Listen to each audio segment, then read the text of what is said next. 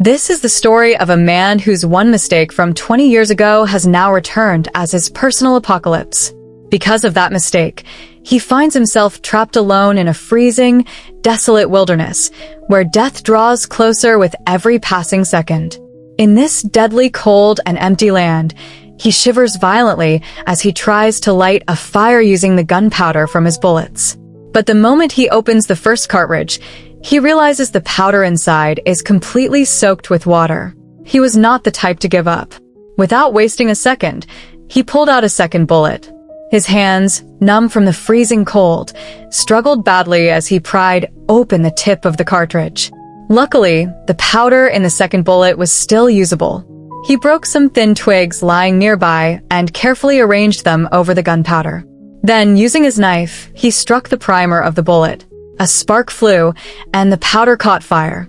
But the minus 300-degree cold had sucked all life out of his hands. His fingers felt like stones. He kept telling himself, "Don't panic." In this dangerous weather, with enemies hunting him, this small fire was his last hope of survival. He added more wood to the fire, making it stronger. He took off his shirt. The early signs of hypothermia in his body began to ease slightly. He took a swig of whiskey to dull the pain, then poured the rest of the liquor into the barrel of his gun. If he wanted to live, he had to remove the bullet lodged in his arm. As soon as he tried, a sharp pain made him gasp for breath, but he didn't stop. He bit down hard on a piece of leather and picked up his knife. To stay alive, he had to be merciless with himself. The pain was so excruciating that tears filled his eyes. But finally, the bullet came out.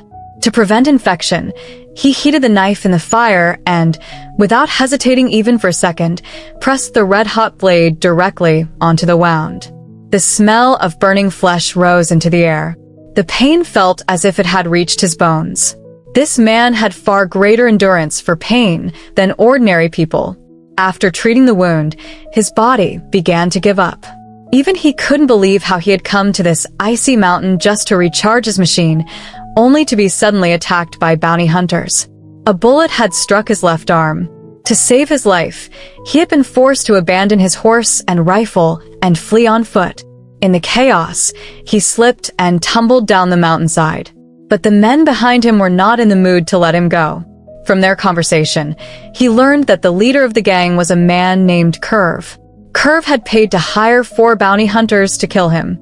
But Curve didn't want to kill Jid quickly. He wanted to make him suffer slowly and painfully. Curve and his men followed Jid's blood trail and footprints relentlessly. Jid tried to shake them off by crossing a river. He attempted to use a thick fallen tree trunk as a bridge. But with one arm already injured and the log completely slippery, he lost his balance and fell straight into the fast-flowing, freezing river. No matter how well he could swim, falling into that river in his condition was almost a death sentence. He struggled in the churning water for a long time before finally managing to reach the shore. By then, he was completely broken. There was no strength left in his body. Still, he didn't dare stop even for a moment. As soon as he reached the bank, he lit another fire and treated his wound again. When he opened his eyes, the fire had gone out, but his body had recovered a little. Suddenly, he remembered he was still being hunted. He quickly gathered his clothes and moved on. Just as he feared, Curve and his men had once again picked up his trail. But this time, Jid doubled back to the same spot. He realized he couldn't outrun men on horseback while on foot, so he got clever. He walked some distance in one direction, then ran in another, creating 2 different sets of footprints near the fire. After that, he slipped away through a third path, covering his tracks with leaves. Still not satisfied, he looked at a large tree nearby and came up with another plan. Soon, the bounty hunters arrived. They saw 2 different sets of footprints on the ground. Curve immediately understood it was a trick. He split his men into 3 teams, each following one trail. A 5th man stayed behind to wait. Curve was certain the injured Jid couldn't have gone far. He had no intention of giving him any chance to survive. The 3 teams moved in different directions. But soon Curve realized the path he was following was fake. He turned back immediately. The 2nd man also realized the same. The 3rd hunter, a smart-looking man with a big beard, also lost the trail after some distance. He carefully drew his gun and began scanning the area. He had no idea that Jid was hiding right above him, concealed among the thick branches of the tree. The bearded man grew suspicious. He noticed scattered blood drops on the ground that didn't match the trail. He also saw pieces of tree bark on the snow. He looked up. Luckily, Jid's hiding spot was well concealed, so the man couldn't see him at first. But blood was steadily dripping from Jid's left arm onto the snow below. The bearded man looked up again. This time, it was too late. Jid tried to climb down, but his frozen body lost balance, and he fell. Surprisingly, the bearded man wasn't badly hurt. Jid snatched his gun and stripped him of his clothes. Even with new weapons and clothes, he knew he needed warmth and strength to keep running. He slit the bearded man's stomach open with his knife and thrust his numb hands inside the warm body. The remaining bounty hunters sensed something was wrong. It didn't take them long to follow the tracks to the spot where their companion lay dead. The corpse itself wasn't the scariest part. The way he had been killed, and how his stomach had been cut open to warm someone's hands, sent chills down their spines. It was clear that the man they were hunting had turned the tables. One of the younger hunters began trembling with fear, but the lure of money kept them from turning back. This time, they all mounted their horses and continued the hunt with even more caution. Jid had no idea how long he had been running. Somehow, he managed to get out of the icy mountains. At the base, he saw signs of human life, a house and an old horse tied nearby. Hope flickered in his eyes. He quickly picked up a saddle to steal the horse, when suddenly, he heard the sound of a gun being cocked behind him. He turned to see a young girl pointing a rifle at him, demanding to know why he was trying to steal their horse. Jid realized he probably wouldn't make it out alive this time. All his courage drained away, and he dropped to his knees in the snow. But the girl noticed his condition. She saw the bullet wound clearly. Pity filled her eyes. She lowered the gun and called her younger brother. Together, the two children helped the injured Jid into their warm house and bandaged his wounds. While Jid was unconscious, the boy secretly tried to steal things from his bag. Later, the children's father returned from hunting. The moment he saw the bullet wound on Jid, he assumed he was a dangerous man. The girl explained that Jid had tried to steal their horse. In 1868, a horse was the most valuable possession. It would take at least 6 days to reach the nearest town on foot. So the horse was extremely precious to the family. Jid quickly explained that he didn't want to steal it. He wanted to buy it for double the price. He took out 2 gold bars from his bag. Seeing the gold, the father agreed. Though not fully recovered, Jid stayed the night. He knew staying longer would put the family in danger. So, before dawn the next morning, he quietly left without waking anyone. He mounted the old horse and rode away alone. A short while later, Curve and his men arrived at the house.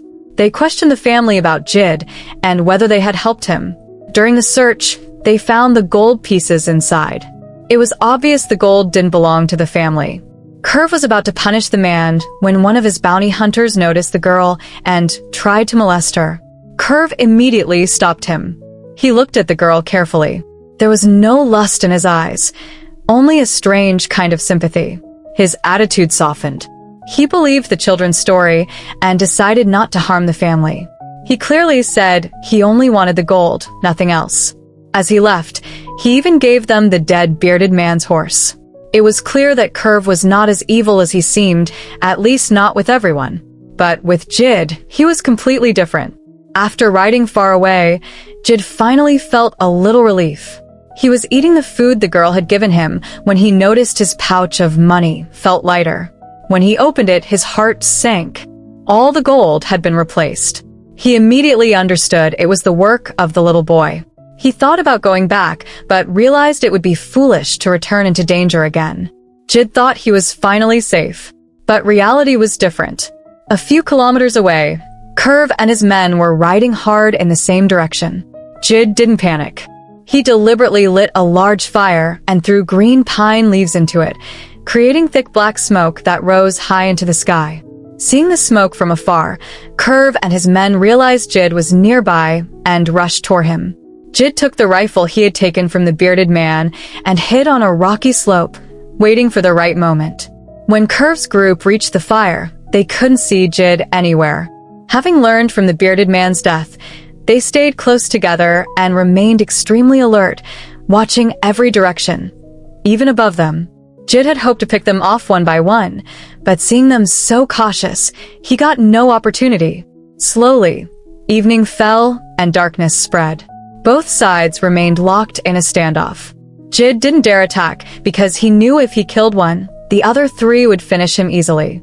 Because of the distance and growing darkness, visibility became difficult.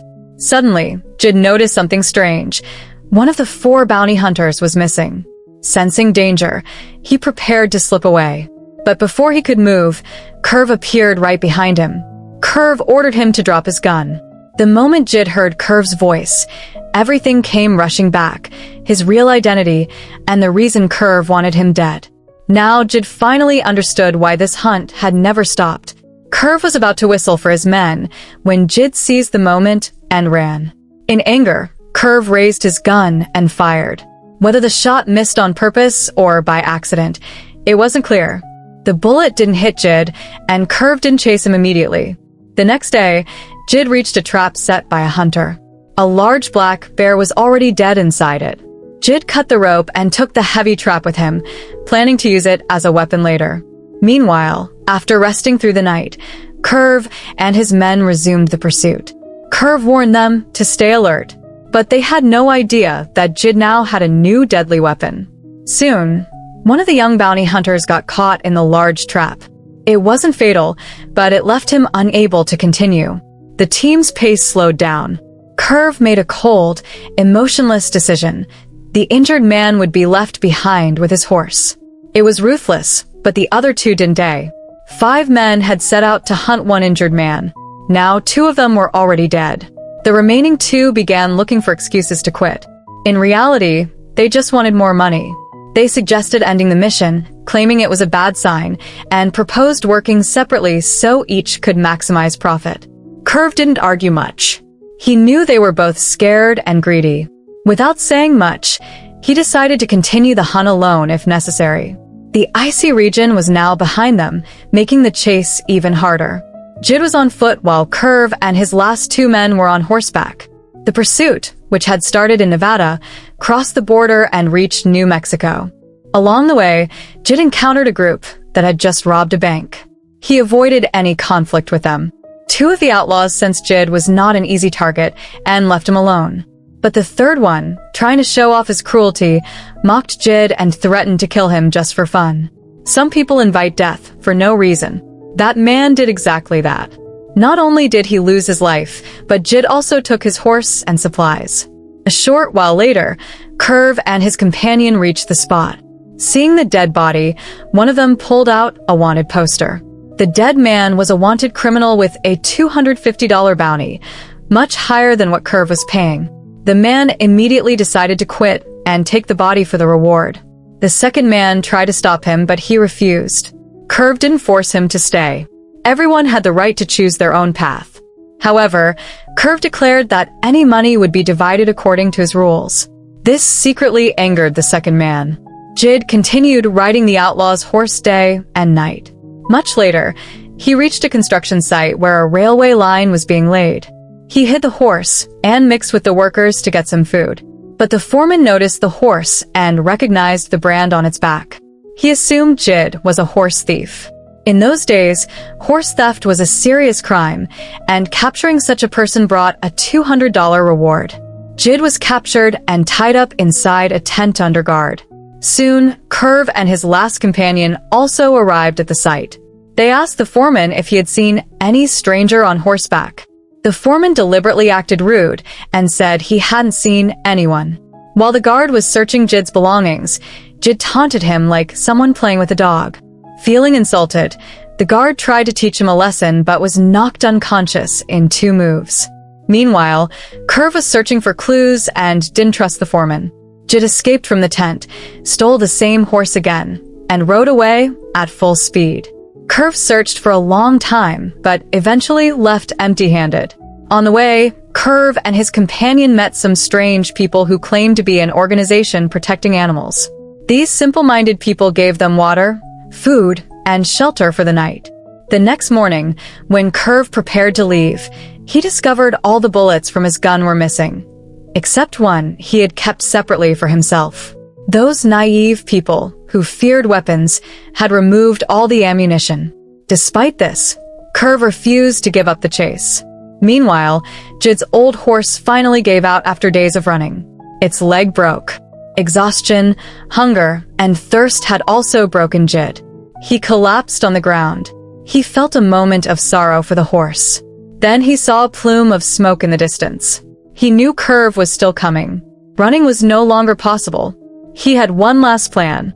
He used his knife to end the old horse's suffering, then cut open its belly and hid inside the warm carcass, waiting for one final ambush. When Curve and his companion arrived, they saw the dead horse with its guts spilled out and assumed a wild animal had attacked it. They had no idea Jid was hiding inside. Suddenly, Jid attacked. Both men were completely caught off guard. Jid ordered Curve to drop his gun, but Curve was made of different stuff. He didn't want to kill Jid quickly. He had been hunting him for 3 years. The roots of their enmity went back to the Civil War in 1865. Curve had once been a general in the Confederate Southern Army. After the North won, everything, his power, status, and dignity, was taken from him. Jid had been a captain on the winning Union side. He was ordered to arrest Curve, but some of his soldiers went too far. They burned down Curve's house. His wife and 2 children died in that fire. The situation had spiraled out of Jid's control. That day, a blood feud was born between them. The truth was that Jid had blamed himself for years. He was haunted by nightmares. Curve had lived for only one purpose for the past 3 years: revenge.